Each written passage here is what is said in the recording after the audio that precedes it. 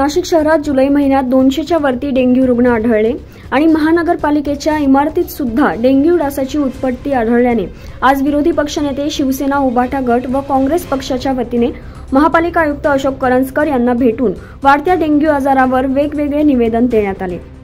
जे काही थोडे बहुत आळ्या तयार झाल्या त्या सगळ्या त्याच्यात वाहून जातात। होतंय काय की मागच्या वर्षी पण आणि या वर्षी पण असं मोठ्या प्रमाणात पाऊस झालेलाच नाही आहे, त्याच्यामुळे हे साठलेलं पाणी जे आहे ते तसंच स्टॅग्नंट होऊन जातं ते आणि मग त्याच्यात आळ्याची उत्पत्ती होते।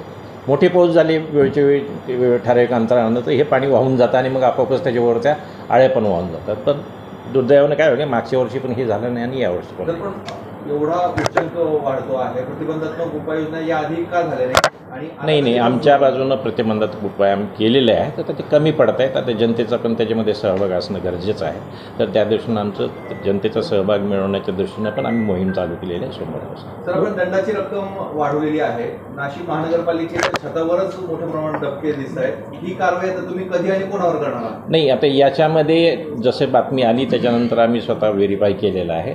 पाणी साठलेलं असेल, आता एवढं मोठं छत आहे तर त्याच्यावर थोडं बहुत तर पाणी साठणार असतं, काही होईल, फक्त त्याच्यात डासाची उत्पत्ती होते का नाही हा सगळ्यात महत्त्वाचा आहे। आम्ही तपासणी केलेली आहे, तिथं कुठं डासाची उत्पत्ती। यावेळी काँग्रेसच्या वतीने डेंग्यूच्या डासाची प्रतिकृती आयुक्तांना देण्यात आली। या प्रसंगी महापालिका आयुक्त अशोक करंजकर यांनी कमी पावसामुळे डेंग्यूची साथ वाढल्याचं माध्यमांना सांगितलं। 9 न्यूज महाराष्ट्र ब्युरो, नाशिक।